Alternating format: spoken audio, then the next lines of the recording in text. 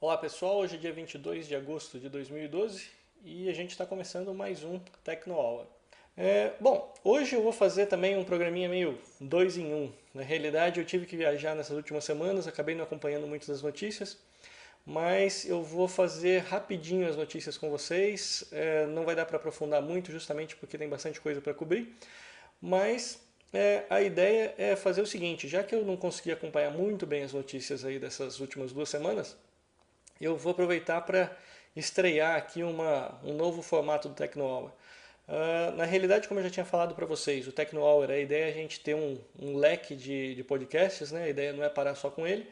Então, acho que agora, depois de um ano aí, mais ou menos, que a gente tem de Tecno Hour, eu acho que já deu para consolidar já esse formato. E a ideia é começar a incluir agora coisas novas. Então, o primeiro podcast que eu estou querendo criar, além do Tecno Hour, então eu vou fazer um beta aqui com vocês hoje. A ideia é justamente começar um podcast do tipo faça você mesmo, né? Então a ideia é pegar vários dos assuntos de tecnologia que a gente está acostumado a tratar e fazer teste, fazer review de produto e fazer também demonstrações de como é que consegue usar a tecnologia para facilitar um pouco a vida de vocês. A gente já costuma fazer no TechnoHour os reviews de aplicações, né, e tudo mais, mas aí é um foco bem mais leve, né, eu diria. Embora eu dê umas dicas aqui de componentes visuais, de como é que você pode melhorar, esse tipo de coisa, o review que a gente faz no TecnoHour ainda é relativamente superficial. Então, a ideia é que eu crie daí uma nova sequência de podcasts, aonde eu vou realmente fazer uma coisa mais aprofundada. Provavelmente nem vai ser de uma hora igual o TecnoHour, mas a ideia é pegar um assunto e com aquele assunto fazer várias demonstrações, exemplos e tudo mais. E a ideia é justamente responder a perguntas que vocês possam ter. Então, eu provavelmente vou acabar usando a mesma conta do Twitter, né, que a gente tem no TechnoHour Links, para receber perguntas de vocês e temas e sugestões de temas. Quem quiser deixar também lá no iTunes também alguma pergunta, eu estou sempre olhando lá. E a ideia então é fazer o seguinte: então a gente vai começar a parte de notícias, né, que a gente já está falando demais aqui. E na sequência a gente deve então começar o tema de hoje que eu peguei para esse novo modelo aí, né, de demonstração, que realmente vai ser um pouco mais aprofundada, mas ao mesmo tempo é alguma coisa que eu espero que vai ajudar vocês um pouquinho. Hoje a ideia é fazer um review sobre rede Wi-Fi. Então eu tive que pegar, então, quando eu mudei de casa agora há pouco tempo, eu tive que reinstalar toda a minha rede, né? E é aquela velha história, né? A rede, quando você está em uma casa pequena ou relativamente pequena, um roteador é mais que suficiente. No meu caso aqui, eu acabei, principalmente porque eu preciso de uma rede de alta velocidade, né? Porque eu trabalho basicamente 100% do tempo quase que em casa. E eu preciso, no mínimo, ter minha rede funcionando. Seja para receber chamadas telefônicas, seja para fazer upload do TechnoHour. Eu preciso que a minha rede Wi-Fi seja confiável. Então eu acabei baixando vários softwares aqui, fazendo umas coisas bem nerds aqui, como minha esposa costuma dizer, mas que pelo menos eu garanti uma qualidade excelente para minha conexão aqui de rede sem fio. E é isso que eu quero mostrar para vocês hoje. Então, vamos lá para a notícia. Daqui a pouco a gente começa com a parte de demonstração hoje aprofundada de redes Wi-Fi. Bom, então a gente vai fazer um review aqui praticamente do que aconteceu em todo o mês de agosto, né? Que eu acabei demorando para chegar lá, mas vamos lá então. É, uma coisa que eu achei bastante interessante, a Nuance. A Nuance, para quem nunca ouviu falar, é uma empresa de software já bem reconhecida, já de muito tempo atrás, que eles focam no desenvolvimento de tecnologia de reconhecimento de voz. Então, basicamente, né, o que eles fazem é justamente pegar uma string de voz que você está mandando para eles, né, os pacotinhos todos de dados, e reconhecer tudo que está sendo dito ali dentro. Então eles costumam, isso é o que a gente costuma falar do speech to text, né, que seria a fala para o texto. Então a Nuance ela já tem muitos anos já de mercado, já trabalhando com isso, e de início, na realidade, eles eram, né, bem escondidinhos dentro do iPhone, eles é que davam suporte, na realidade, ao próprio Siri da Apple. Então, eles tinham o Nuance Dictation, né, que já funciona no Mac. Eles chegaram a lançar alguns aplicativos.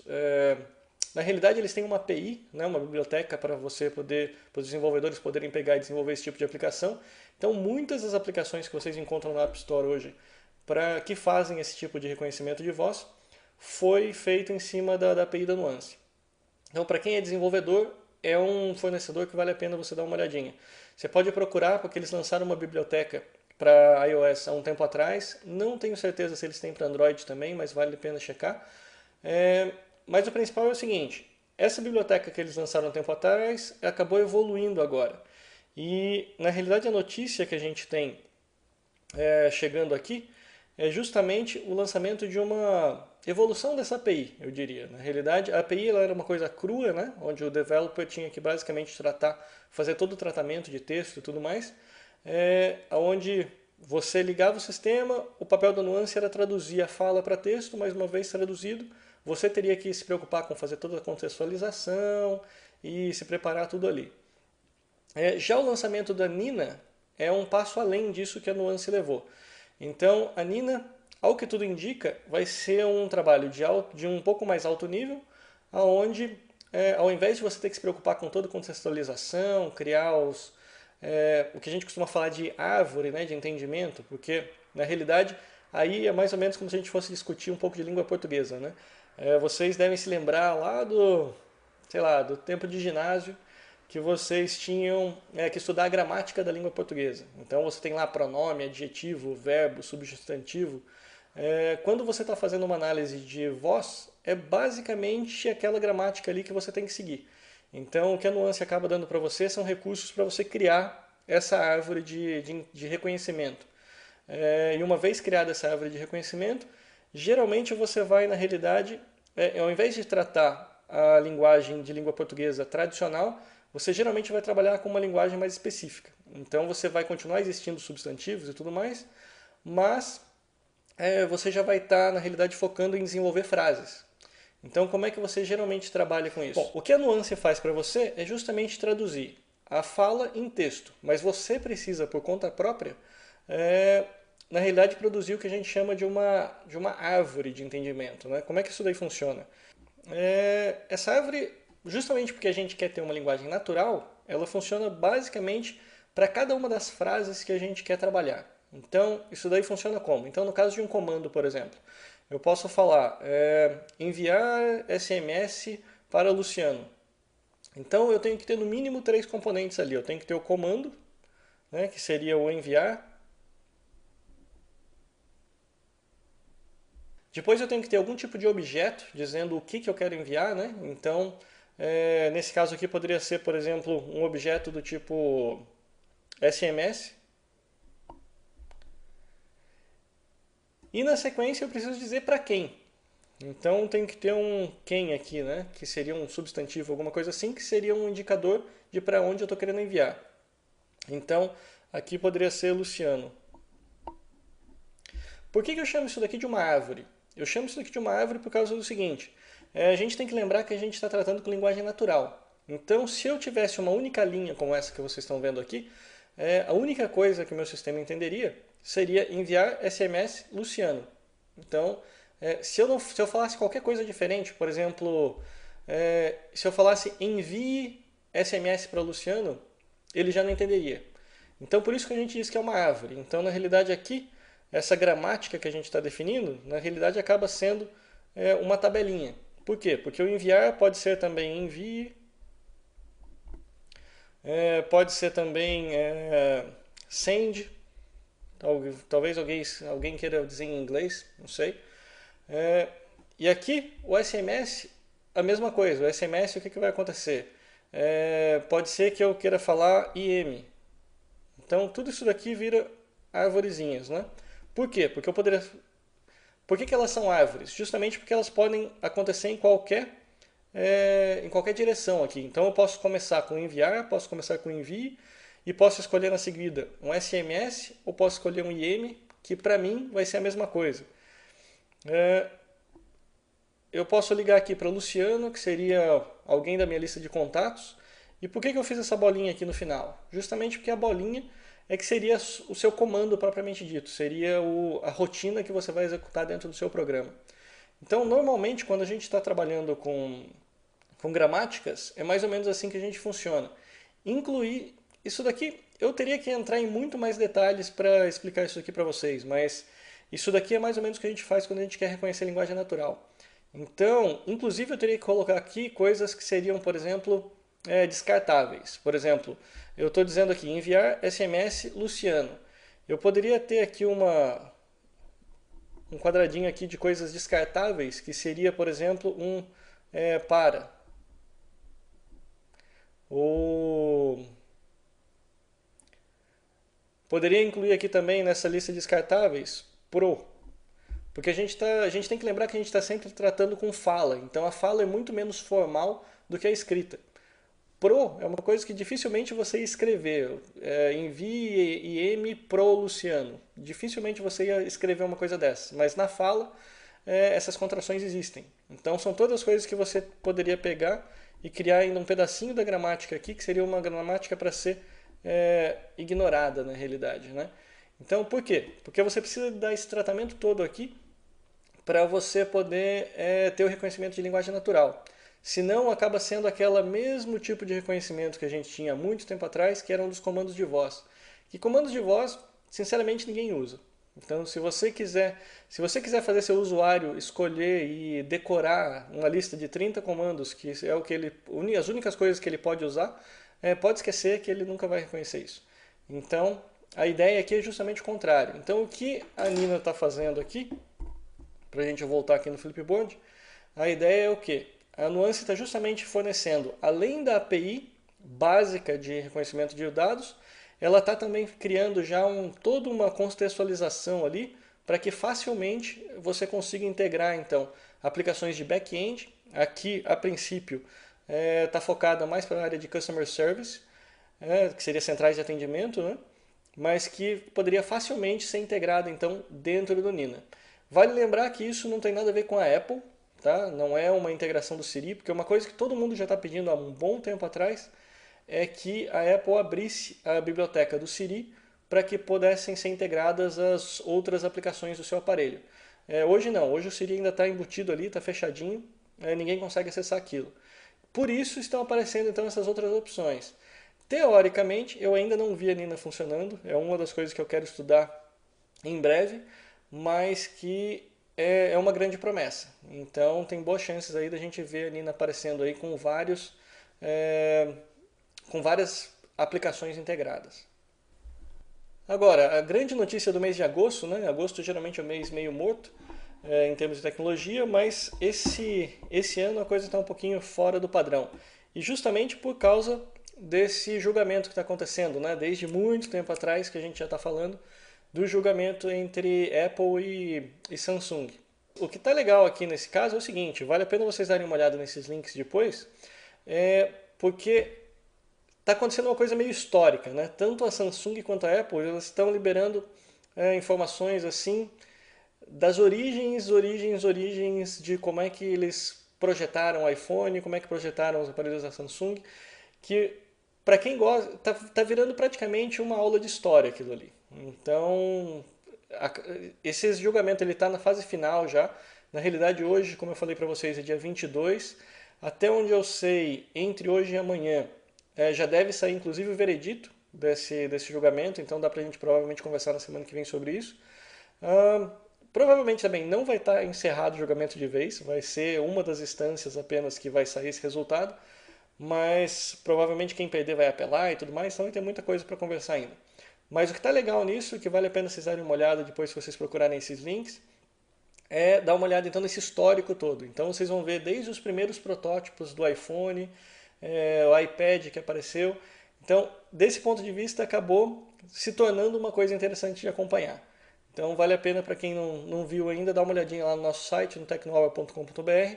Vocês vão ter um link então para essa página do julgamento com várias questões interessantes que acabaram sendo levantadas lá, de depoimentos interessantes que apareceram ali. Então faz tanto tempo que a gente não conversa no TechnoHour que a gente já conseguiu até mandar um rover para Marte agora de novo. Então, também aconteceu isso daqui no início desse mês, né? Já deve ter mais ou menos umas 2 semanas que aconteceu isso daqui. Eu tenho que dizer que eu fiquei extremamente impressionado quando eu vi isso, quando eu aprendi sobre essa missão para Marte. O legal aqui foi que eu consegui encontrar esse clipe para vocês, ele está no YouTube, então o link também está lá no nosso site, vocês podem dar uma olhadinha. E é basicamente um clipe explicando todo esse procedimento de enviar essa sonda para Marte. Então é uma sonda grande dessa vez, né, maior do que qualquer coisa que a gente já conseguiu enviar fora da Terra. O mais impressionante é que realmente a impressão que dá é que nós seríamos os alienígenas, né? Porque se você olha para um filme de alienígena que ele consegue chegar na Terra e soltar as coisas lá e começar a planar em cima das cidades e tudo mais, poxa, foi uma coisa de outro mundo. Acho que ninguém esperava ver isso daqui até o anúncio da NASA.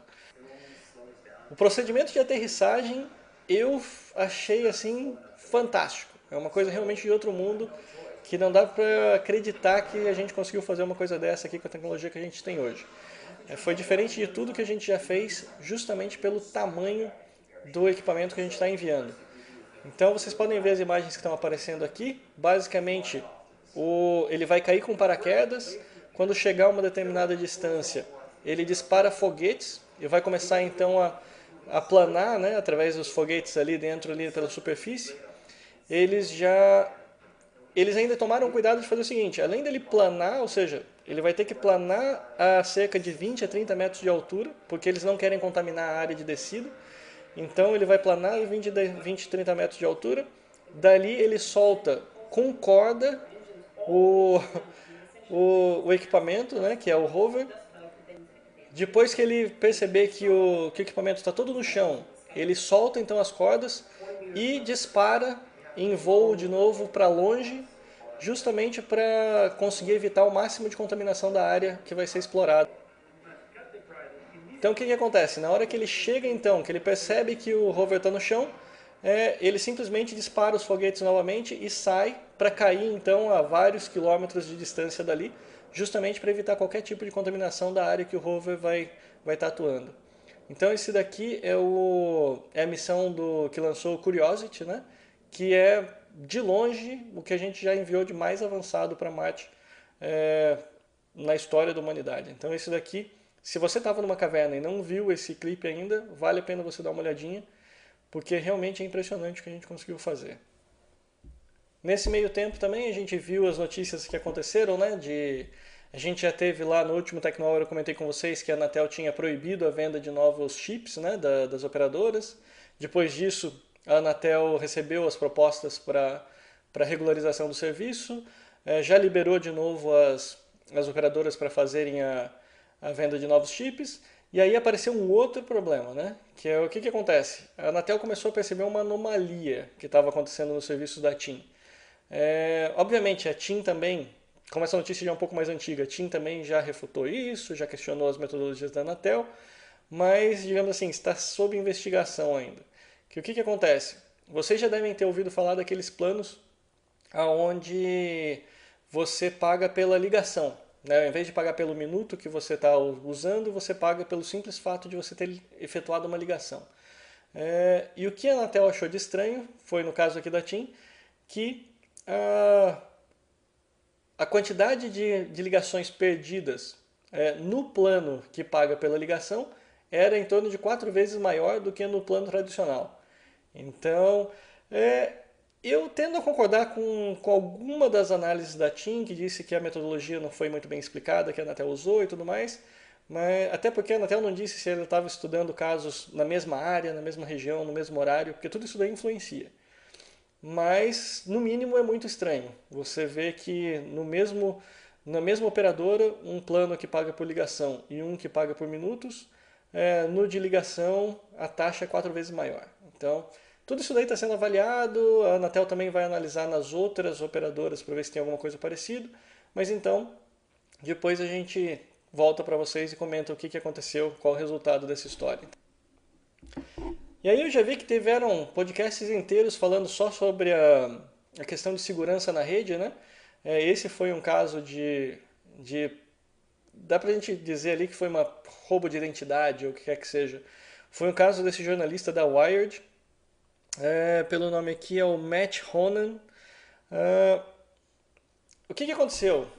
Em resumo, né? É até engraçado, eu vou começar a usar esse como modelo de engenharia social, né? Geralmente eu sempre uso aquele mesmo exemplo do rei africano que te dá alguma coisa, mas esse daqui foi extremamente interessante. O que aconteceu? Esse jornalista, ele teve, na realidade, ele foi alvo de alguns hackers que o que eles fizeram? Eles usaram engenharia social para basicamente acabar com a vida digital do cara. O que eles fizeram? Então, em resumo, bem rápido. Esse pessoal, o que ele fez? Eles queriam ter acesso à conta de Twitter e Google+, né? Todas essas redes sociais que esse jornalista tinha, né? Então eles queriam ter acesso ao grafo social desse jornalista. Então, para eles conseguirem fazer isso, o que eles fizeram? Eles entraram em contato primeiro com a Amazon. Na Amazon, eles pediram para incluir um novo e-mail, né? Ou para ter acesso a resetar a senha do e-mail deles. A Amazon, eles entraram em contato por telefone. Então a Amazon, obviamente, fez um monte de perguntas, né? Que é o que a gente está acostumado a fazer. E aí o que acontece? O jornalista, ele era uma pessoa pública, né? Então era muito fácil entrar no Facebook e tudo mais e conseguir um monte de informação dele. Aí o que acontece? Só que a coisa é tão bem bolada que na realidade não era nem o ataque não era nem direcionado à Amazon, primeiramente. A Amazon eles usaram só para obter mais informação. Que foi o quê? Eles ligaram para a Amazon e falaram: olha, eu preciso trocar meu cartão de crédito. Vocês têm meu cartão de crédito aí anotado, eu preciso trocar porque eu vou ter que mudar e tudo mais. E aí o pessoal da Amazon perguntou para ele, obviamente, bom, qual é o cartão de crédito que você quer mudar?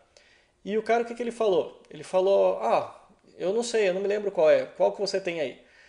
O pessoal da Amazon, obviamente, também não é tão burro assim, não ia falar o cartão de crédito inteirinho pro cara.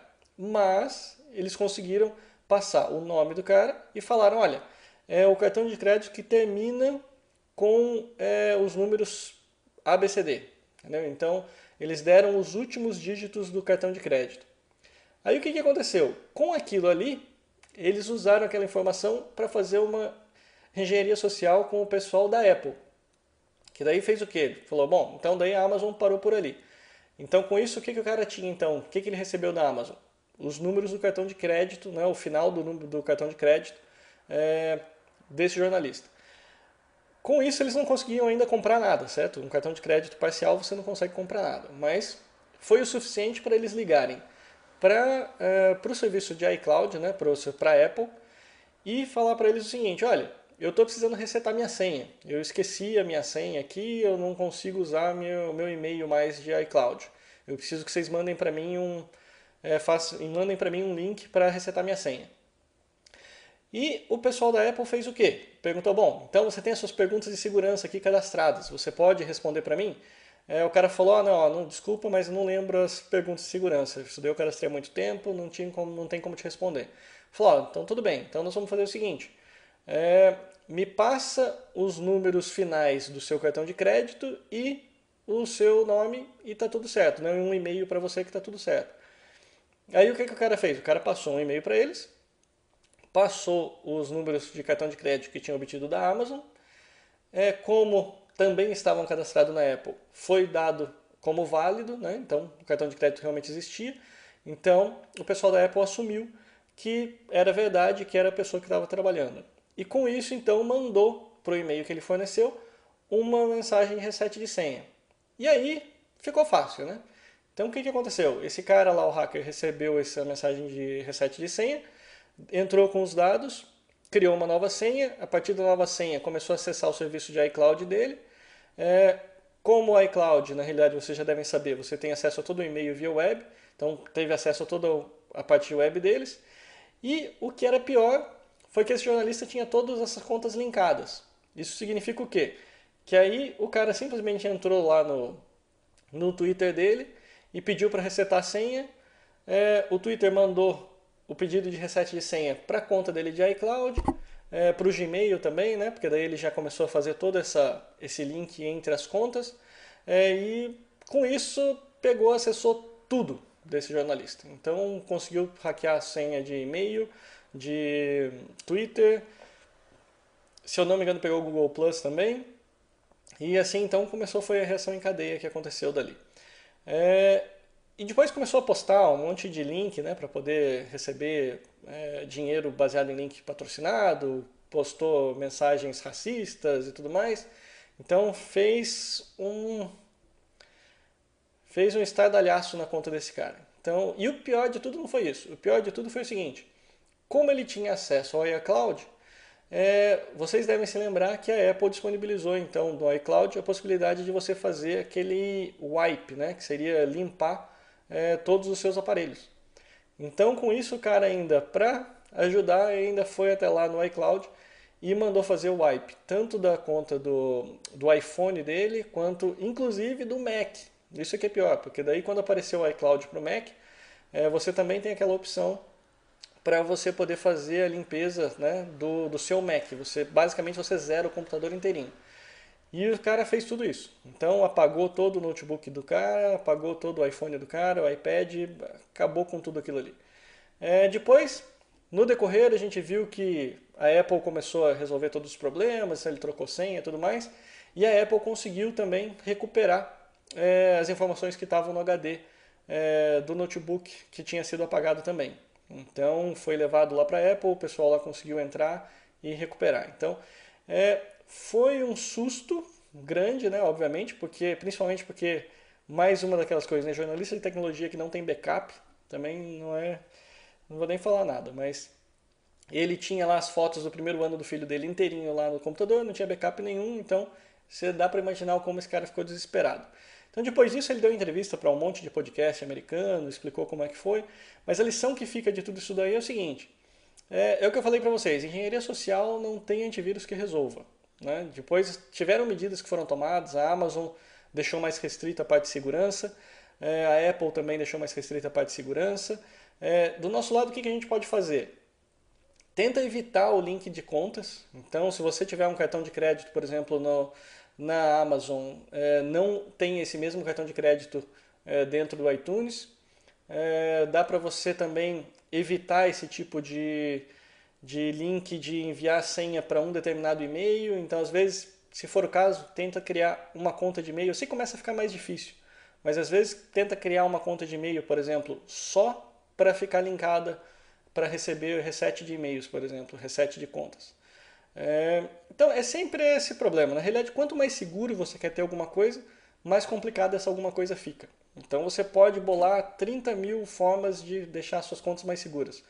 Mas o duro é que geralmente você vai fazer isso por um mês e vai ser tão complicado que você vai acabar deixando isso daí de lado. O principal mantenha backup, deixa tudo bonitinho.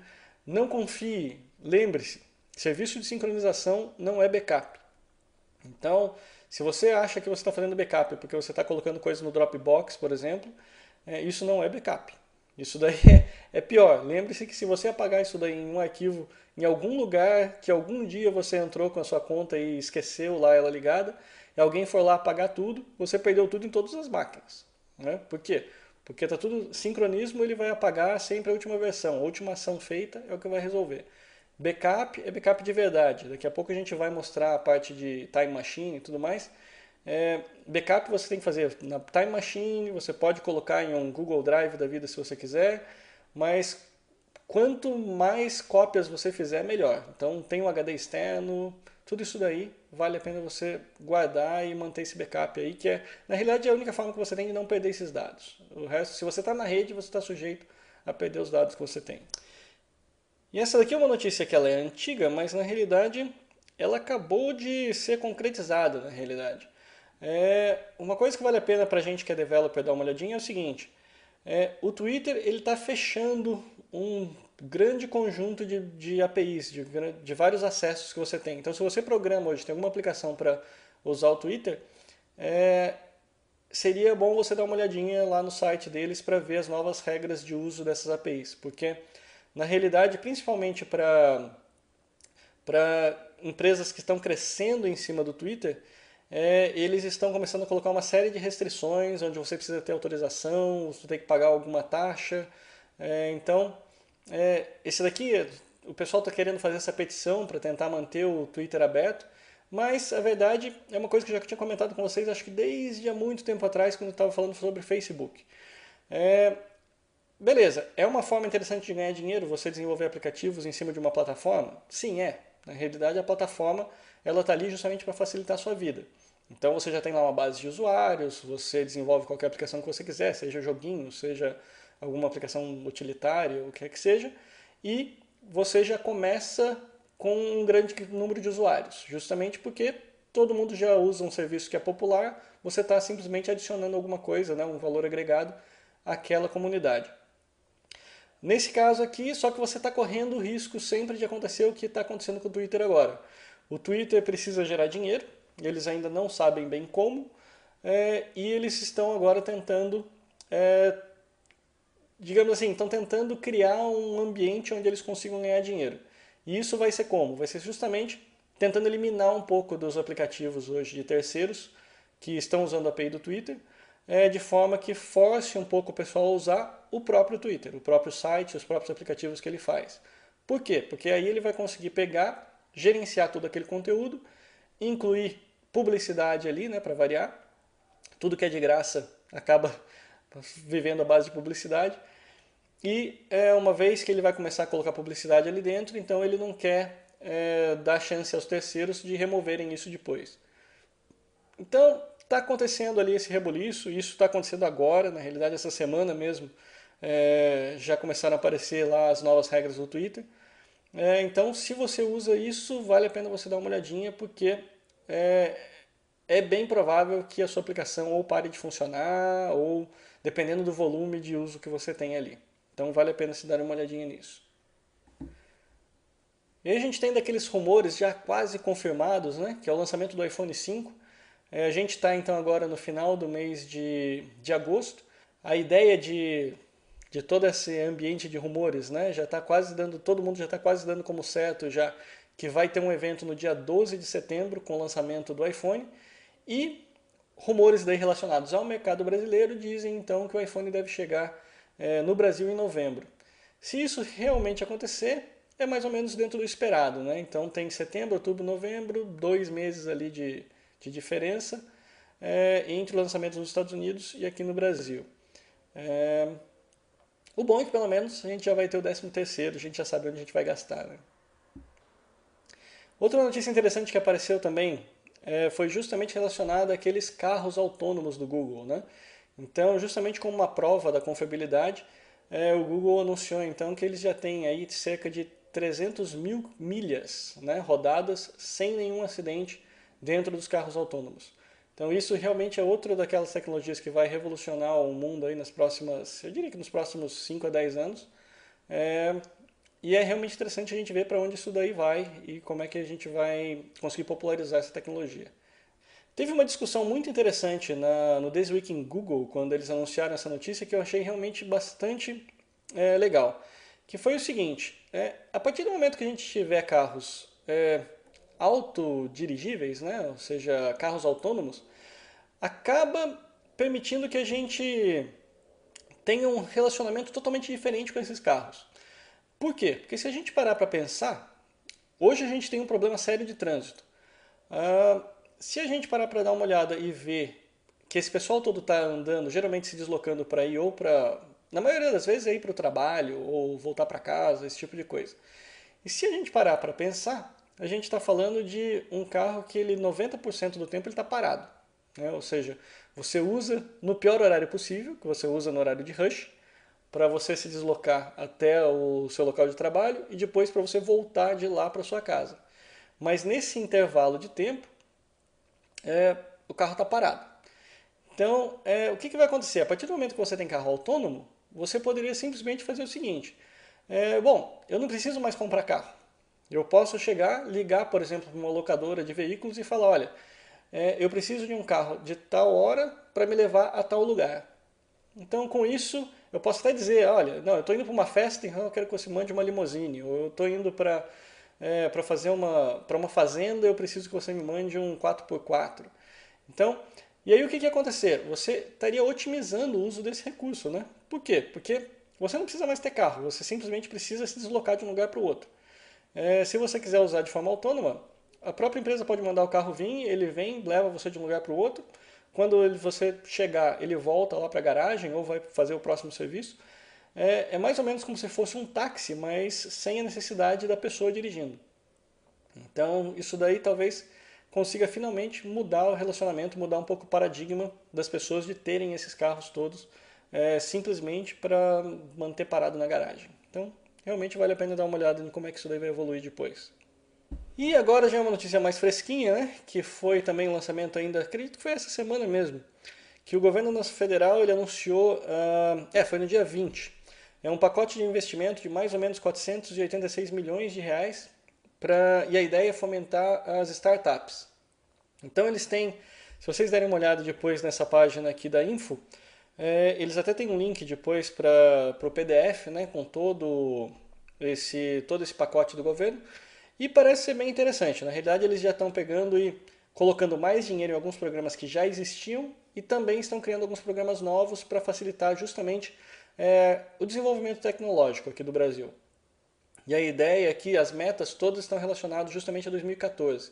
Então, é aquela história, se você tem alguma ideia, e pelo que eu vi, principalmente ali, por exemplo, um pedaço ali que eles estão colocando bastante dinheiro é relacionado à Copa, né? Então, 2014 já está aí, então a ideia, se você tiver alguma ideia para fazer algum tipo de jogo, algum tipo de aplicativo para facilitar a vida dos turistas quando eles vierem para a Copa, eu acho que aqui já é um bom lugar para você tentar arrumar algum tipo de financiamento.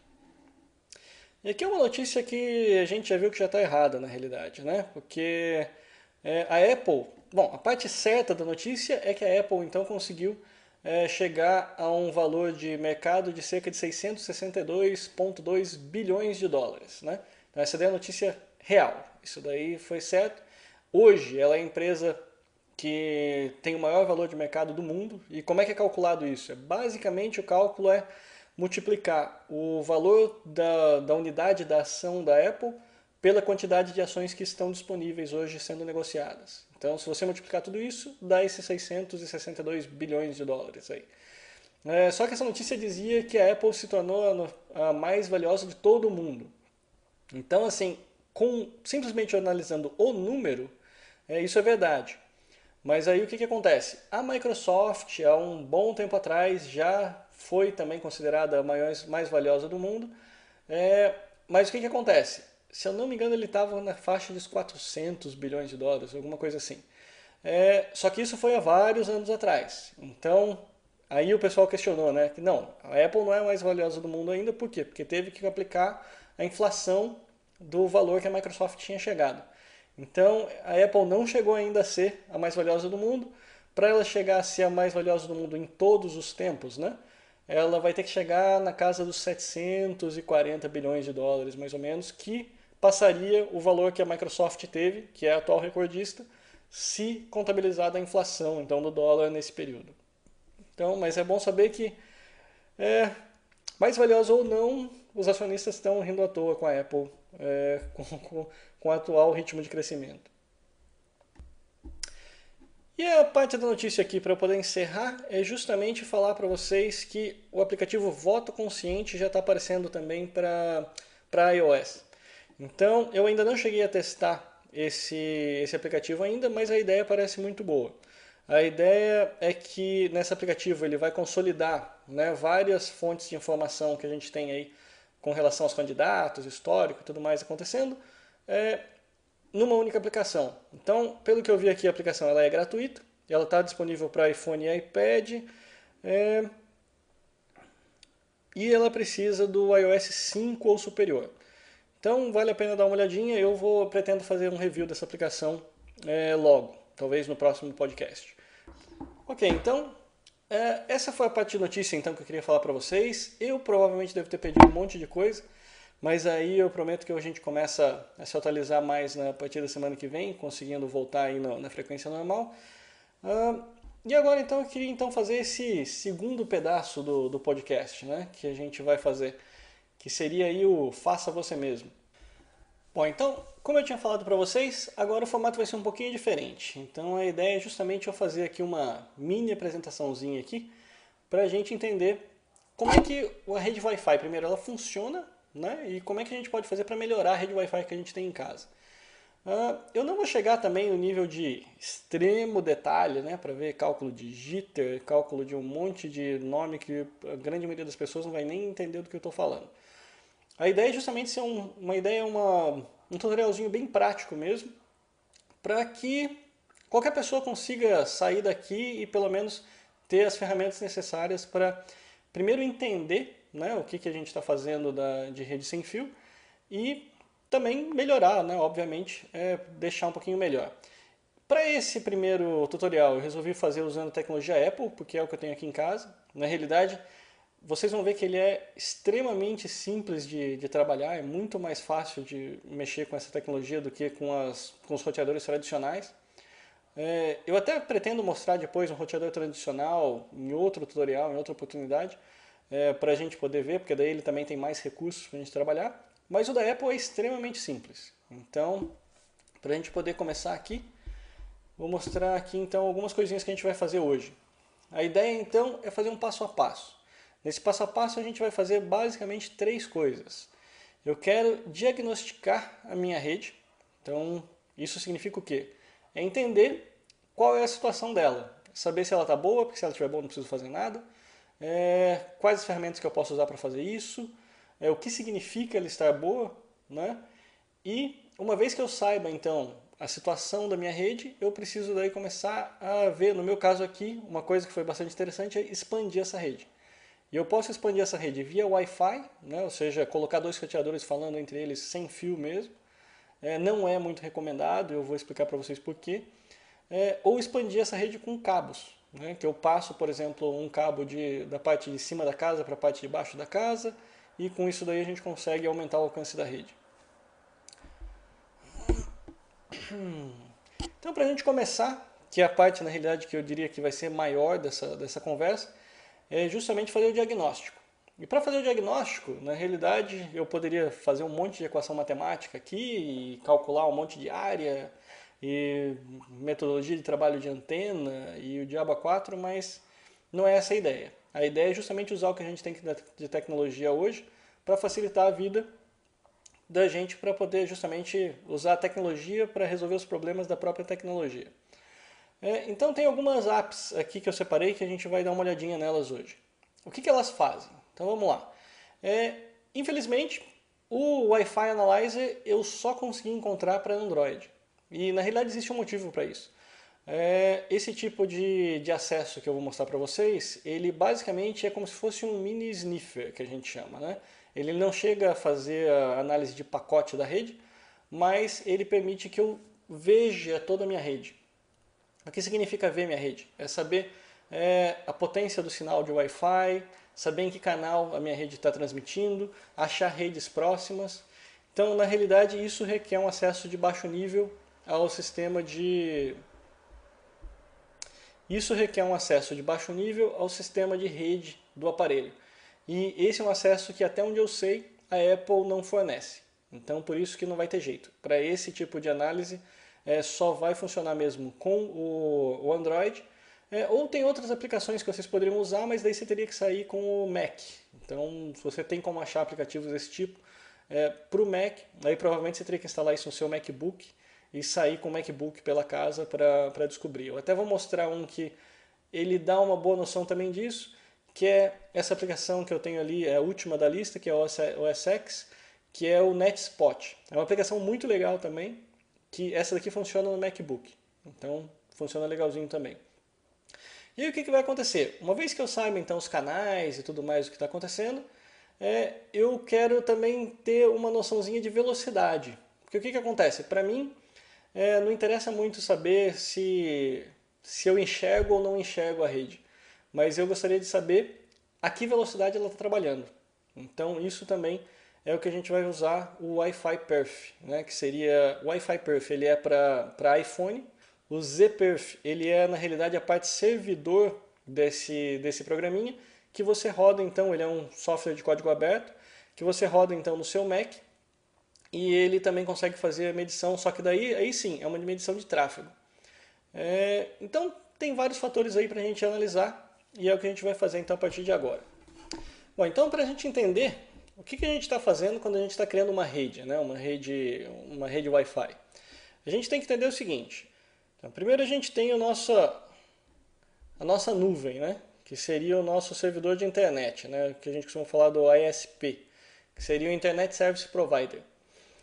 Esse cara quem é? No caso ele seria, por exemplo, o Speed, ou a NET, ou Virtua, qualquer nosso sistema de internet, né? Ou o que quer que seja que você use aí na sua casa.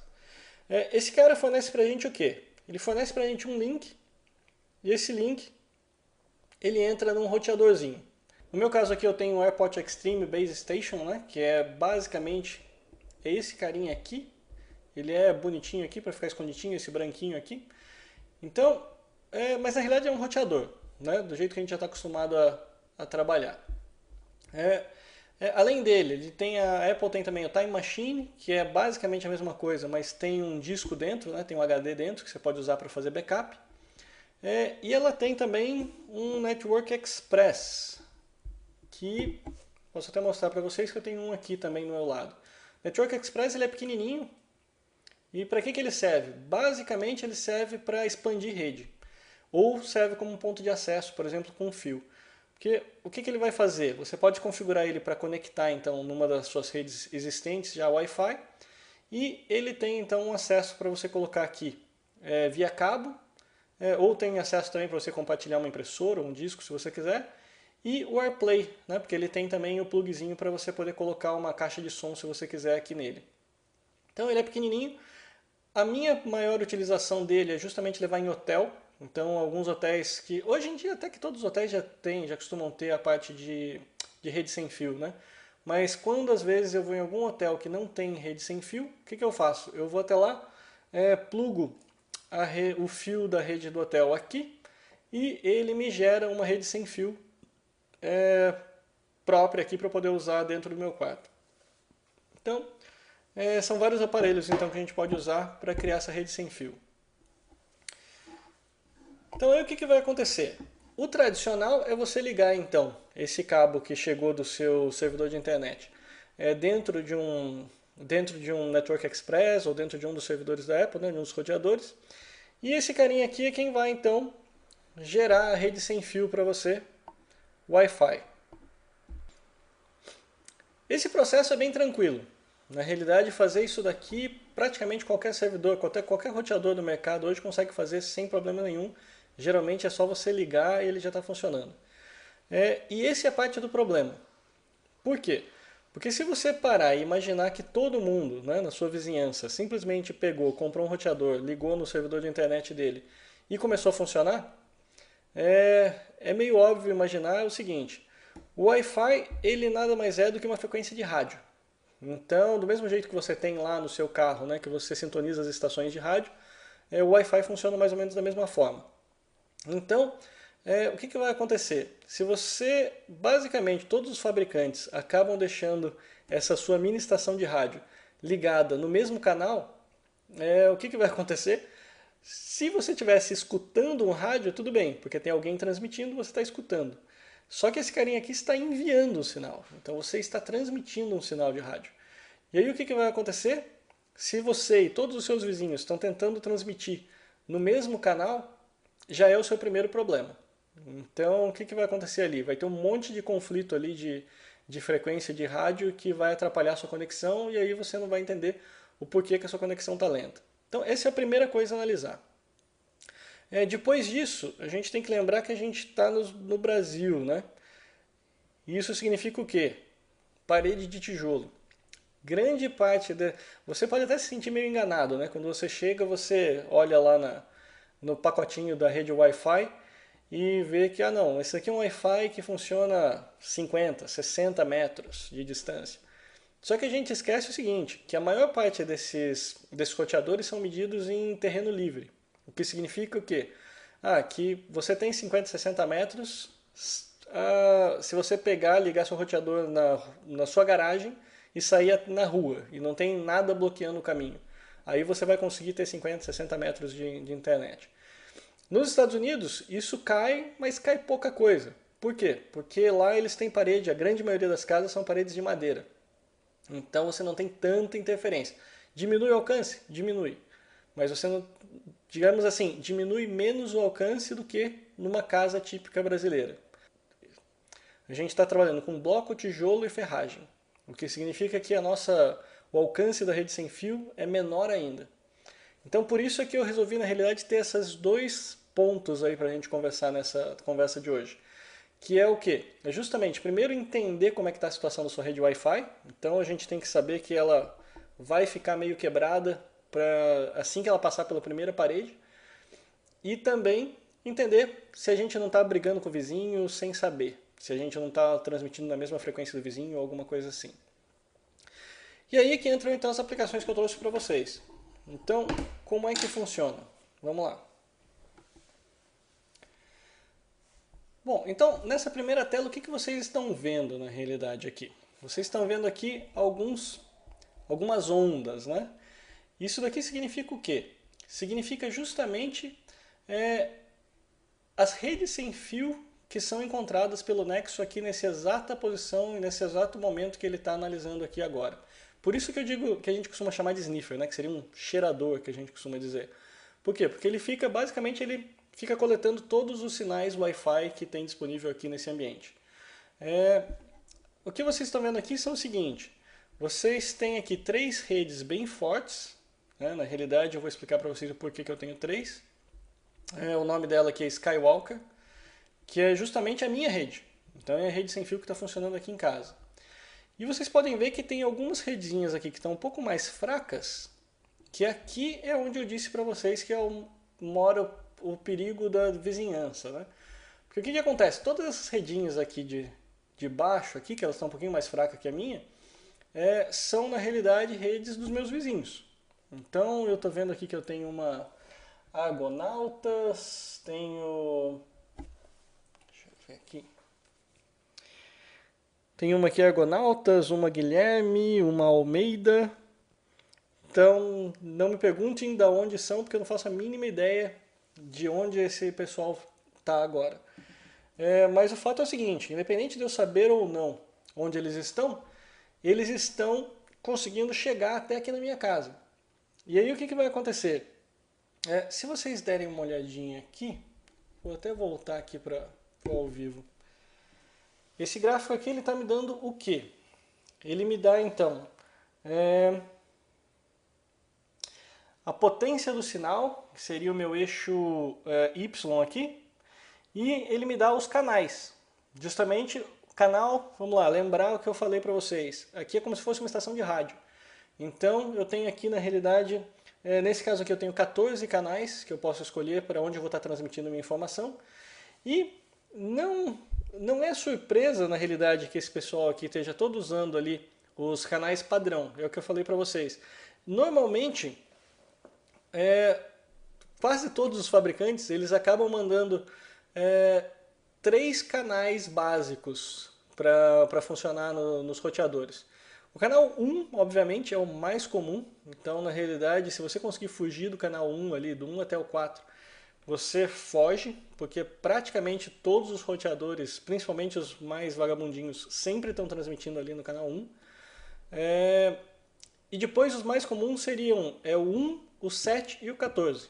Então nesses 3 canais sempre tem alguém transmitindo. Então vocês podem ver que aqui a grande maioria está justamente nisso. Eu tenho na faixa do 1, eu tenho uma rede. Depois eu tenho na faixa do 6 para o 7 ali, tem a rede amarelinha que está ali embaixo. E as outras sumiram agora. E aí o que eu fiz? Então a primeira coisa que a gente tem que fazer é o seguinte, é pegar uma aplicação desse tipo, ou alguma similar dentro do Mac mesmo para você ver, alguma que consiga ter esse tipo de informação. Para quê? Para antes mesmo de você ligar a sua rede, você pega, liga essa aplicação e vê onde seus vizinhos estão mandando dados. Depois disso, fica fácil. Você pega e simplesmente escolhe um canal que eles não estejam usando. Vocês podem ver que ali é uma onda, né? Então acaba uma meio que passando por cima da outra. Isso daí não tem muito como fugir. Realmente a forma como funciona essa. O que vale para você é ver onde está o pico. Então, se você vê o pico daquela onda, é onde está sendo transmitido. Então eu tenho aqui, por exemplo, na minha vizinhança, eu tenho gente transmitindo no canal 1, e tenho gente transmitindo, a Argonautas está no canal 6. Tá? Então, o que eu tenho que fazer ali? Eu tenho que pegar e tentar fugir ao máximo dessas redes, dessas frequências. Né? E como é que eu faço isso? Bom, esse pedaço fica fácil. Na realidade, como eu estou trabalhando aqui com Apple, tem um aplicativinho que ele vem junto, ou você pode fazer o download separado, que é o utilitário Airport. Então, o Airport, o que ele faz? Ele na realidade, justamente o sistema de gerenciamento de roteadores da própria Apple. Então, como eu disse para vocês, o sistema da Apple é extremamente simples. Ele usa a tecnologia Bonjour. O que é o Bonjour? O Bonjour é o seguinte, todos os equipamentos da Apple, basicamente eles conseguem entrar na rede e meio que fazer o tipo de um broadcast, né? Soltar um aviso na rede, dizendo quem ele é e o que ele é capaz de fazer. A grande maioria dos roteadores por aí você vai ter que entrar na rede e entrar numa página de administração. Então você vai ter que saber o endereço IP do roteador, esse tipo de coisa para você poder administrar. No caso da Apple, é o que eles chamam de Zero Configuration, né? Ou seja, uma vez que você ligou um equipamento Apple, o próprio equipamento ele meio que liga a interface de rede Wi-Fi dele e já fica fazendo esse broadcast. Ele já avisa, olha, eu estou aqui, eu sou um roteador Time Capsule ou eu sou um roteador Airport Extreme e eu estou pronto aqui para ser administrado. E ele fica soltando essa informação na rede. Essa aplicaçãozinha aqui do Airport justamente faz o quê? Ela fica justamente lendo essas informações que vem na rede. Então, sempre que você conectar alguma coisa nova da Apple ali dentro, ele vem e automaticamente aparece aqui nesse cenário aqui para você. Então, aqui eu respondo para vocês a pergunta que eu tinha soltado agora há pouco, que era justamente o porquê que para mim, na minha rede, eu tinha 3 ondas grandes. As 3 ondas grandes que vocês veem ali, né, eu posso voltar aqui para vocês verem, que é essas 3 ondinhas aqui que vocês estão vendo. Essas 3 ondinhas que vocês veem aqui grandes, né, que são as nossas redes principais, são justamente fornecidas pelo quê? São justamente os 3 aparelhos que eu tenho da Apple rodando aqui na minha rede. E aqui ele já coloca justamente já até no esqueminha de conexão, já, que significa o quê? Eu tenho a internet, né, que eu já tenho o servidor pronto da internet funcionando. Se eu clicar aqui, ele me mostra inclusive algumas informações de endereço IP e tudo mais. Eu tenho o Jabba, que é o meu roteador principal.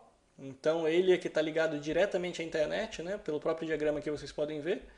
E ele é o meu servidor de DHCP, ou seja, ele que gerencia todos os endereços IPs da minha rede. Então, o Jabba ele fica lá no escritório, né, que é onde chega a conexão de internet. E essas 2 outras máquinas aqui, elas estão na realidade levando essa internet para os outros cômodos da casa. Então significa o quê? Eu tenho aqui o térreo no Jabba e tenho depois o Vader e o R2-D2 que estão no 2º andar. E com isso, então, eles estão espalhando a rede para o resto da casa. E vocês estão vendo aqui que também tem um significado, que você está vendo que tem um cabozinho, né, que está ligado aqui de um equipamento para o outro. Como esse cabo aqui, essa linha aqui é uma linha sólida, significa que eu estou usando um cabo físico mesmo, um RJ45. E aí o que acontece? Eu poderia ter feito isso daqui sem fio? Poderia. Aí você viria aqui um linkzinho pontilhado, né, um tracejado. Isso indicaria para mim que ele estaria conectado, mas ele estaria conectado via wireless. Então, que situações que a gente tem que valem a pena você trabalhar com fio ou sem fio para fazer esse tipo de expansão de rede? Na realidade, a própria Apple não recomenda fazer sem fio praticamente em situação nenhuma, tá? A situação é aquela mesmo de, não, eu não tenho como, sei lá, estou num prédio comercial, ou eu não tenho como furar uma parede, ou não tenho como passar um cabo de um ponto ao outro. Aí não tem jeito, você tem que chegar e fazer sem fio. Agora, por que não é recomendado? Ele não é recomendado justamente porque a conexão sem fio sempre vai ser feita com o roteador principal. Então, se eu ligasse, por exemplo, o Vader aqui com o Jabba sem fio, eu não teria como conectar, por exemplo, o R2 com o Vader sem fio. Todos eles teriam que ser conectados diretamente ao Jabba. E o que isso causa? Isso vai causar um problema de velocidade, vai degradar muito a velocidade que você tem de internet. Se a única coisa que você precisa é acesso à internet, então não é um grande problema, porque mesmo com a degradação do sinal, né, da velocidade, normalmente, né, você vai continuar tendo a sua rede sem fio aqui local muito mais rápida do que o seu serviço de internet. Isso normalmente. Obviamente, se você me falar que não, eu contratei um link de 100 megabits por segundo de internet, aí realmente não vale a pena. Então não tem como fazer. Mas é que a grande maioria das pessoas, se a gente estiver falando com uma conexão de, sei lá, de 5 a 10 mega, a nossa rede sem fio aqui, ela trabalha nominalmente ali na casa dos 400 megabits por segundo. E aposto que tem um monte de gente dando risada na minha cara, né? Por quê? Porque isso daí é uma velocidade nominal. Normalmente você consegue ter algo em torno de 100 megabits por segundo numa rede muito boa, tá? Em velocidade de rede sem fio. É mais ou menos o que eu estou tendo aqui em casa hoje. Mas isso significa o quê? Vamos dizer que você tenha 100 mega por segundo. A sua internet está te dando 5 ou 10 mega, mesmo que você faça conexão sem fio e isso daí caia pela metade, né, que geralmente é o que acontece. Se você tiver uma rede de 100 mega, vai cair para uns 50 mega a sua velocidade de rede local. E vai acabar acontecendo o quê? Você continua, mesmo tendo 50 mega de velocidade, você continua tendo 5 vezes, né, 10 vezes às vezes mais velocidade do que o seu provedor de internet está te oferecendo. Então, esse aqui é o ponto. Se tudo que você faz é navegar na internet, não seria um grande problema fazer uma rede sem fio. Agora, por que eu não fiz? Tá? Por que aí é que vai começar a entrar a particularidade de cada pessoa. Por que eu preferi usar cabo? Seguinte, eu não gostaria de perder essa velocidade interna por alguns motivos. Eu assisto muito filme de alta definição.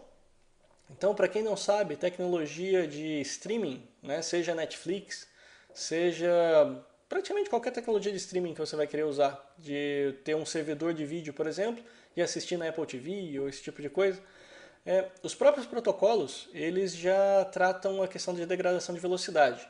Então, como é que eles fazem esse tratamento? Eles fazem o seguinte, ele sempre se adapta à sua velocidade, justamente para que você não tenha, por exemplo, quebra de frame, justamente para que você não tenha tipo de quebra de frame, né, que seria o pior caso possível, tipo, seria aqueles ficar dando aquela tremida na imagem.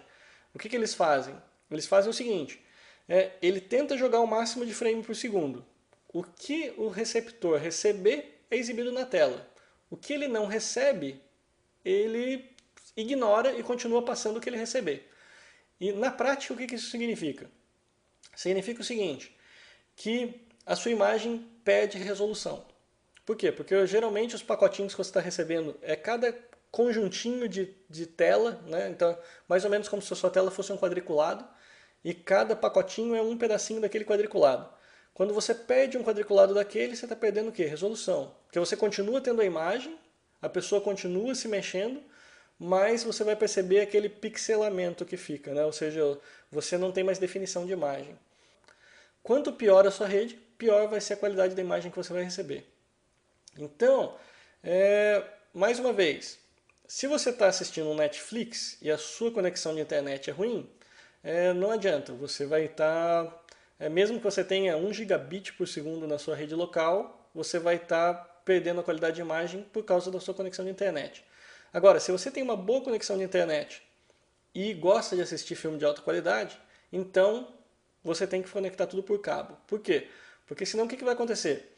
Você às vezes consegue receber o sinal de internet bom, né, de alta definição e tudo mais, mas na hora que ele for passar por todos esses roteadores e dar toda essa embaralhada de rede sem fio, você vai acabar perdendo qualidade de imagem.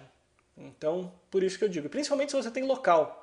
Né? Se você tem, por exemplo, um servidor, tem um iTunes lá, que você compra filmes e tudo mais, e quer assistir na sua Apple TV, é mais um motivo, porque você às vezes pegou um filme de alta definição ali que está fazendo, sei lá, vai pedir uns 6 mega por segundo para você enviar de um lugar para o outro. Se você tiver uma conexão Wi-Fi ruim, já era, não tem muito o que fazer. Eu poderia resolver isso puxando um cabo diretamente na minha Apple TV, mas aí eu não gosto, então aí é uma opção pessoal minha. Eu prefiro ter uma boa rede Wi-Fi, então eu não gosto que tenha todos os meus equipamentos com fio, eu gosto de ter só esse meu backbone, né, que a gente chama, que é essa espinha. Na realidade, esse nome sai justamente desse desenhinho, né, que eu estou mostrando para vocês aqui, que é o tipo de uma espinha dorsal mesmo, que funciona para garantir a minha alta velocidade. Com isso, então, eu posso ter todos os aparelhos funcionando sem fio, que não tem problema nenhum. Tem uma aplicaçãozinha que eu quero mostrar para vocês, que eu achei sensacional. Essa aplicação ela se chama NetSpot e ela está disponível então dentro da Mac App Store. Ele até reclama um pouquinho quando você instala dentro de um iMac, porque a função dela é justamente trabalhar na parte portátil. Por quê? Porque ela faz um diagnóstico então da sua rede sem fio. Então eu fiz alguns scans aqui, justamente para poder mostrar para vocês agora. Então o que acontece? Deixa eu passar essa aplicaçãozinha aqui para vocês darem uma olhada. Legal, então o que esse software faz? A ideia aqui é bem interessante. É o seguinte, ele permite que você pegue e baixe uma planta, na realidade, da sua casa. Né? Então, se vocês derem uma olhadinha rápida aqui, essa daqui é uma planta que eu já tinha feito num outro software um monte de tempo atrás, né? Quando eu estava vendo ainda a disposição de móveis na casa e tudo mais, mas eu aproveitei para usar aqui. E funciona como? Primeiro você carrega essa planta, então até aí é uma imagem qualquer que você queira fazer. Né? Ele pede para você dar uma proporção para ele, então a primeira coisa que ele pergunta quando você carrega essa planta é justamente a distância entre uma parede, né? Entre uma parede e a outra. Baseado naquilo ele já consegue ter uma ideia de proporção no ambiente. E aí beleza. E aí o que ele vai fazer? Ele pede para você fazer o scan de vários pontos. E o scan é justamente isso. A ideia é fazer o quê? Você vai até um determinado local da sua casa, aperta ali para ele fazer o scan, e ele faz o quê? Naquele ponto, ele captura todas as redes sem fio que existem naquele momento ali que ele consegue capturar, e a intensidade do sinal, né, e várias informações que ele consegue obter sobre aquele conjunto de redes sem fio que você tem ali. E o ideal é fazer o quê? O ideal é justamente pegar e fazer vários pontos diferentes da casa. Então, por exemplo, aqui vocês podem ver o seguinte, né? Aqui eu tenho aqui a entrada, né? A porta de entrada é bem aqui no canto, no lado esquerdo. Então eu tenho a sala, depois tem o escritório, depois tem a sala de jantar, cozinha. Então vocês podem ver que esse fiozinho azul aqui que foi sendo traçado, nada mais é do que todos os lugares, né, todos os pontos em que eu fui com o meu notebook lá, porque isso daqui é uma aplicação de Mac, né, não tem para iOS ainda. Eu fui com o meu notebook lá e apertei para ele fazer o trace. Então todos esses pontinhos amarelinhos aqui são lugares onde eu coletei informação para ele poder analisar e fazer esse gráfico. Quanto mais pontos você fizer, melhor. Então você consegue pegar e analisar direitinho como é que está a situação da sua casa. Quanto mais próximo do vermelho, né, verde, amarelo, vermelho, né, que é o que aparece aqui na parte de baixo, tiver o desenho, né, tiver o gráfico, melhor está a qualidade da sua rede. Então aí o que vai acontecer? Quanto mais azulado, pior é a qualidade da rede. Então esse desenho que vocês estão vendo aqui, esse mapa, foi um mapa que eu fiz com um único roteador. Então é justamente isso que eu queria mostrar para vocês. Vocês podem ver aqui no lado direito, o ponto mais verde de todos aqui, né, que chega até a ficar um pouquinho amarelado, é mais ou menos aqui no centro, na parte inferior central desse mapa. Por quê? Porque ali é exatamente no escritório onde está o roteador. Dali vocês veem que o verdinho vai sumindo, sumindo, sumindo, até que ele fica com um monte de áreas azuis aqui. Né? Então, por exemplo, fora de casa aqui, lá na área de churrasqueira, tá azul. No quartinho lá, que seria um quartinho que a gente tem mais próximo lá de onde ficam os cachorros, também tá azul, que é praticamente a ausência de sinal. É quase que não tem sinal mais lá. Então, essa daqui é uma aplicação que eu achei sensacional. Ela funciona no Mac e você pode então pegar e fazer um mapeamento inteirinho da sua sala, da sua casa, de onde você estiver trabalhando.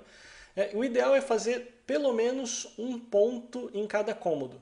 Por quê? Justamente por aquela ideia que eu falei para vocês no início. O principal problema ali vai ser paredes. Então, quanto mais paredes estiverem no caminho, mais vai ter a degradação do sinal.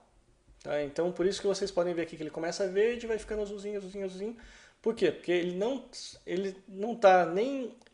Porque além dele estar ficando longe, ele está tendo que transpor paredes que vai então degradando o sinal. Para que serve isso daqui? Serve justamente para você poder pegar e avaliar, bom, aonde que eu consigo ter boa qualidade. Por quê? Porque normalmente, se você pegar o nível do sinal, ele está diretamente associado à velocidade da sua rede. Então, onde tiver melhor o sinal, melhor a qualidade do sinal, geralmente vai ser onde você vai ter a conexão mais rápida, tá? Para você trabalhar. Então, a gente viu naquela primeira aplicação como é que eu faço para descobrir qual canal eu devo usar. E qual simples, é o que o seu vizinho não estiver usando. Primeira coisa é descobrir. Uma vez que você escolheu então o canal, aí você pode vir e fazer um mapa da sua casa para ver, ok, então até onde que eu tenho boa recepção desse sinal. Por que isso? Porque a partir daqui que você vai começar a pensar, será que eu tenho a necessidade de expandir minha rede ou não? Digamos assim, se eu quisesse ter acesso à minha rede somente aqui na minha sala de estar, por exemplo, ela está verde, completamente verde. Então eu não preciso ter outro roteador aqui só para isso. Então, por outro lado, tem aqui uma salinha aqui que é depois da minha cozinha aqui, que ela está meio azulzinha. Talvez ali, se eu levasse um fio até lá, ou se eu tentasse mesmo fazer uma conexão via wireless, eu poderia colocar uma conexão wireless, por exemplo, no meio do caminho, que aí é outra coisa que a gente tem que se preocupar. Não adianta eu querer fazer uma extensão da minha rede wireless sem fio, né? E colocar um roteador onde eu não tenho sinal. Obviamente, o que vai acontecer? Se eu não tenho sinal, eu não vou estar expandindo nada. Então, aí o que acontece? Como é que você expande uma rede sem fio se você quiser usar a tecnologia wireless para fazer isso? Eu poderia colocar um outro roteador, por exemplo, aqui na minha sala, ou na sala de jantar, por exemplo, que eles têm uma qualidade de sinal razoável. Então, isso vai fazer o quê? Eu consigo ter uma certa velocidade até o meu roteador e dali eu expando aquele sinal, melhoro a qualidade do sinal para as outras áreas da casa. Então, essa é a ideia. Depois disso, eu fiz a configuração então aqui de vários outros cenários aqui para a gente dar uma olhada. Então, esse cenário aqui que eu estou mostrando para vocês seria o primeiro andar da minha casa com um único roteador funcionando. Se eu pegar o segundo andar da casa com um único roteador, vocês vão ver que a situação fica ainda pior.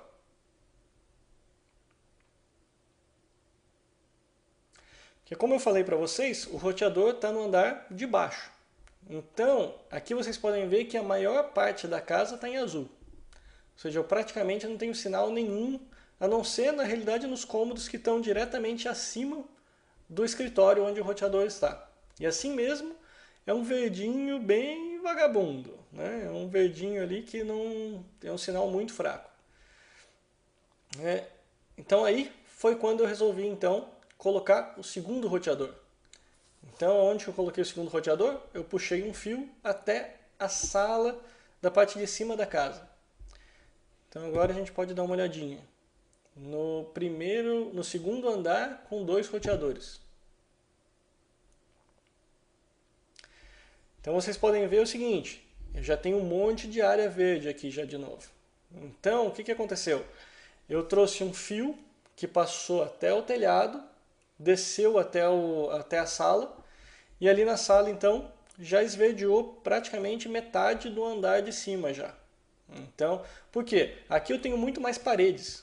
Então esse que é um problema. Por exemplo, aqui onde fica o meu quarto praticamente, que é no lado direito inferior, estava ainda azulzinho. Então eu ainda estava com sinal fraco ali. Então o que eu fiz ainda? Falei, não, então vamos aproveitar e colocar mais um roteador. Então eu fui então ainda no segundo andar com 3 roteadores. E aí praticamente tudo resolvido. Aí eu estou com o segundo andar aqui praticamente inteirinho verde. Porque ainda dá para melhorar? Dá para melhorar mais se eu quiser ainda. Mas assim, para mim já foi o suficiente. Então, o seu resultado aqui nesse tipo de análise seria o quê? Justamente você conseguir pintar esse mapa todo de verde. Aí, no melhor, verde ou amarelo indo para o vermelho. Quanto mais vermelhinho você conseguir ali, melhor a sua qualidade de rede sem fio. E com isso, você consegue então ter filmes de alta definição e tudo mais com uma boa velocidade e tranquilinho. Com isso, com a primeira aplicação lá do Android, a gente já conseguiu descobrir quais os canais a gente deveria usar. A segunda parte, a gente conseguiu usar essa aplicação então do NetSpot para fazer um mapa mesmo de toda da situação da nossa rede sem fio. E a terceira parte é, na realidade, uma medida mais quantitativa mesmo. Porque até agora a gente está vendo qualidade de sinal, a gente está vendo evitando problemas, esse tipo de coisa. E a terceira e última parte que eu queria mostrar para vocês é justamente a análise física mesmo da coisa. Eu quero conseguir chegar, por exemplo, em um quarto aqui no escritório, o que quer que seja, e descobrir quanto de velocidade que eu tenho naquela rede. Tem vários softwares que fazem esse tipo de coisa, mas aí você talvez possa cair numa pegadinha. Qual é a pegadinha? A pegadinha é a seguinte, é muito comum, esse é um dos softwares mais comuns que você tem para diagnosticar a velocidade de rede, que é o Speed Test. Como é que ele funciona? Ele tá, não sei se vocês estão conseguindo ver aí, mas ele está mostrando para mim um mapa aqui do Brasil, e eu posso escolher um desses pins aqui, né, que ele deixa aqui para a gente, para fazer o teste de conexão. Então, já pedi para fazer o teste e ele está fazendo o teste aqui agora. Então ele está mostrando aqui para vocês aí na tela algo em torno de 6 megabits por segundo de download, aumentou para 7 agora. Vai começar a fazer o teste de upload, chegando aí a uns 500, 600, 800, algo em torno de... chegou a 1 mega de upload mais ou menos, tá? Que é o esperado. Aí vocês vão me falar, pô, mas você estava dizendo que você tinha 100 megas por segundo de rede? Eu falei, não, vamos com calma. Essa é a pegadinha que eu queria mostrar para vocês. Para que serve esse teste? Esse teste aqui está medindo para vocês a sua velocidade de upload e de download de internet. Não tem nada a ver com a sua rede Wi-Fi. Obviamente, se a sua rede Wi-Fi estiver ruim e a velocidade dela estiver mais baixa do que a do seu provedor de internet, você vai ter a velocidade que ele vai medir aqui vai ser a velocidade da rede Wi-Fi. Mas isso, em 99,9% dos casos, não é verdade, né? Geralmente a sua rede Wi-Fi sempre vai estar funcionando muito mais rápido do que o provedor de internet. E vale lembrar o seguinte, a gente tem que lembrar aquele desenho que eu fiz para vocês. A gente tem aqui a nuvem, né? Que é o seu servidor de internet. Você tem aqui o cabinho dele chegando no seu roteador e você tem daí a sua rede sem fio aqui chegando aqui no seu Mac, tá? Chegando no seu iPad também, no seu iPhone e tudo mais. Então o que vai acontecer? Esse medidor de internet que a gente está acostumado a usar desse speed test, ele está fazendo o quê? Ele escolheu um servidorzinho aqui que está pendurado aqui na nuvem e está basicamente fazendo a conexão, por exemplo, aqui do meu Mac até esse servidor aí, e daqui ele vai então tentar fazer download e depois vai tentar fazer upload. Isso daqui é uma medida confiável? Depende. Depende por quê? Porque você não tem controle sobre esse ambiente. Pode ser que você dê um azar que naquele momento exato tem mais 500 milhões de pessoas tentando fazer conexão com esse mesmo servidor que você está tentando aqui e esse servidor não esteja dando conta do recado. Então, pode ser que você tente fazer esse teste de velocidade e talvez o link que você tem com o seu servidor de internet aqui, talvez esteja sobrecarregado. Não dá para saber. Como você está numa rede sem fio, talvez tenha alguém lá na sua sala, em um dos quartos, que está assistindo Netflix, ao mesmo tempo que você está tentando rodar esse teste de velocidade. Então, tudo isso a gente tem que lembrar que a largura de banda que você contratou aqui é limitada. Se eu estiver fazendo um download aqui em um filme do Netflix de, sei lá, 1 mega por segundo, e eu tenho 5 mega por segundo, por exemplo, chegando do provedor, um desses 5 já era. Então eu vou conseguir uma velocidade no máximo 4 aqui, se eu tiver muito sorte. Então, esse daqui é um ambiente que não é o ideal para você testar a sua rede sem fio. O que acontece? Para que serve isso? Não que esse serviço não seja válido, mas você tem que saber o que você está fazendo. Se você está querendo medir a sua velocidade de internet, beleza, Você pega, roda esse speed test e você vai ter uma ideia de quanto é que está a velocidade para você sair do seu micro e chegar nesse servidor desse cara. Faça isso umas 3, 4 vezes em horários diferentes. Aí você tem uma média que vai te dar uma boa ideia da sua conexão de internet. Mas, para a gente, isso não interessa. Não é isso que a gente está querendo medir aqui agora. Como eu falei para vocês, a gente está aprimorando nossa rede sem fio local. Então não tem nada a ver com a internet. Então esse não é o tipo de software que a gente usa para fazer esse tipo de verificação. O software que eu usei aqui é o seguinte. Vamos lá, como é que funciona? Eu tenho um software chamado ZPerf, que é um softwarezinho que fica disponível aí para a gente, na internet a gente consegue achar. Esse softwarezinho então está instalado no meu iMac. E o próprio fabricante lá do ZPerf e tudo mais, eles criaram um softwarezinho chamado Wi-Fi Perf. Que basicamente o que ele faz? Ele é uma aplicaçãozinha para iOS, então ele roda no iPad ou no iPhone, que faz o quê? Ele fica então rodando lá no aparelhinho, basicamente eu tenho que cadastrar o endereço IP do servidor, o número de porta, esse tipo de coisa. E aí o que ele faz? Ele está na minha rede sem fio, né, o meu iMac também, e aí ele faz o quê? Ele pega e ele conecta no meu iMac e faz esse mesmo teste que o speed test faz lá. Ele tenta fazer upload e tenta fazer download. Na realidade, para a gente, o mais importante no caso aqui seria o download, para a gente ver, porque a velocidade vai ser mais ou menos a mesma. Então, isso é o teste que a gente faz com esses aplicativinhos. Como é que funciona? Então, vamos lá de novo.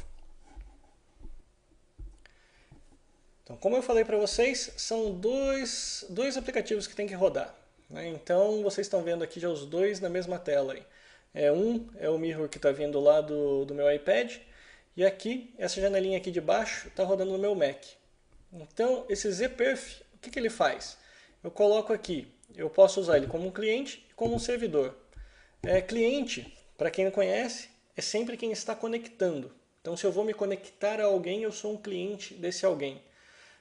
O servidor está oferecendo um serviço. Então, ele está servindo alguma coisa, ele está servindo ao cliente. Então, o que eu estou fazendo aqui? Eu coloco lá então o meu endereço IP do meu iMac, a porta que eu estou esperando que ele receba, na realidade é só a identificação aqui do meu servidor, e mando ele rodar. Então, a partir desse momento ele está rodando. Então agora o que eu quero fazer? Eu quero testar minha rede Wi-Fi. Eu quero saber o quanto de velocidade o meu iPad consegue ter fazendo download aqui desse meu servidor. Então eu quero medir então a velocidade entre o iPad e o meu iMac. Então o que eu preciso fazer aqui? Do lado do iPad, o que eu faço? Eu tenho aqui as configurações que tem que bater, basicamente eles precisam bater com a do meu servidor. Então, por exemplo, Target Server Address. Vamos lá. Vou apagar aqui. Vai ser 10.0.0.30. A porta já é a porta que ele estava esperando mesmo, é 5021, é 5201. Também está funcionando. Todas as outras opções aqui você pode deixar ele como está, não precisa mexer em nada, usa o padrão mesmo. Então eu volto para o teste. E o que eu preciso fazer então para testar? Eu ligo aqui no canto superior esquerdo da tela, eu ligo. Ele vai então conectar o meu iPad e começar a fazer teste de upload e download.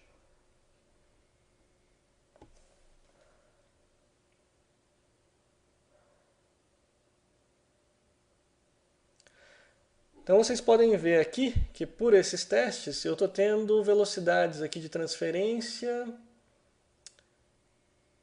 na casa dos 30 a 40 megabits por segundo.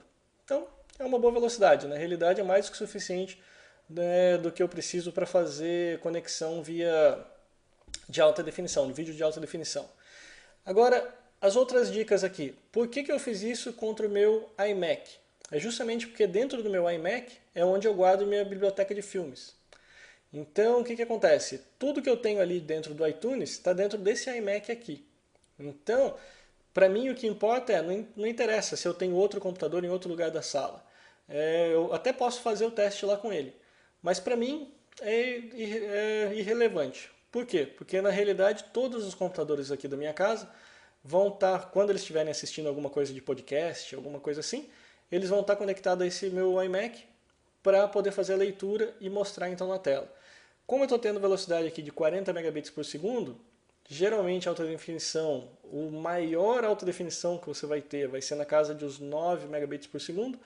Então, eu tenho 5 vezes mais velocidade do que eu preciso para assistir filme de alta definição. Então, é o suficiente. Dentro aqui dessa telinha aqui do ZPerf, né, ele te dá também as médias. Então, ele já te indica aqui no log, na janelinha dele, que um iPad tentou conectar aqui, ele enviou e recebeu dados por mais ou menos 30 segundos. Na realidade, ele enviou 136 MB de dados em 30 segundos, recebeu 136 MB de dados em 30 segundos e a velocidade média então foi de 37 megabits por segundo, tanto para upload quanto download.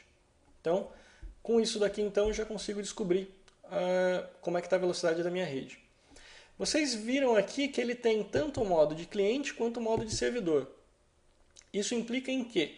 Implica no seguinte, se você não tiver um aparelho iOS, não quiser comprar esse aplicativinho, você pode instalar o próprio ZPerf dentro do seu MacBook e fazer o mesmo teste. Então você pode andar com o seu MacBook pela sua casa e rodar ali como um cliente. Né? Basta que você coloque aqui os dados adequados, mandar rodar como cliente, ele vai fazer o mesmo teste e vai te dizer qual é a velocidade que você tem interna sua de Wi-Fi. Okay? Então, beleza. Então com isso, agora, por que é interessante você instalar esse Wi-Fi Perf, por exemplo, no seu iPad ou no seu iPhone? O interessante é o seguinte, você consegue ter, se a gente parar para ver o Apple TV de segunda geração, nada mais é do que um iPad sem tela, né? Se você for parar para ver o processador e todos os componentes internos praticamente, ele nada mais é do que um iPhone. Tá? Então ele roda o iOS do mesmo jeito, tudo bonitinho. Então você consegue fazer o quê? O legal, ou pelo menos a forma como eu costumo fazer aqui, é o seguinte, eu coloco isso daqui exatamente no meu telefone e coloco no mesmo lugar, exatamente no mesmo lugar que a minha Apple TV está. Então dali eu tiro a medida. Por quê?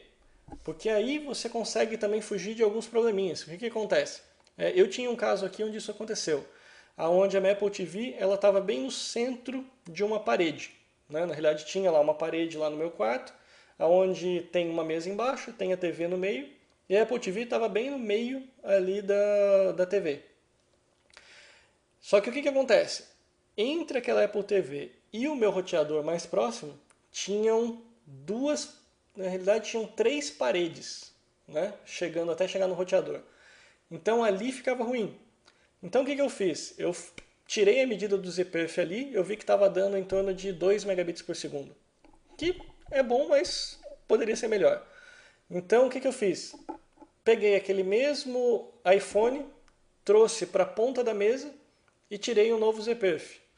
Vi que ali na ponta da mesa, simplesmente por ter saído ali, ficado mais próximo da porta, aumentou de 2 para 10. Então já chegou na alta definição que eu queria. E eu posso continuar fazendo esse teste daí facinho, praticamente com o mesmo processador, assumindo que vai ser praticamente a mesma velocidade, tanto do iPhone quanto do Apple TV. Então para isso que serve. Então a ideia que eu queria mostrar para vocês aqui hoje então era essa.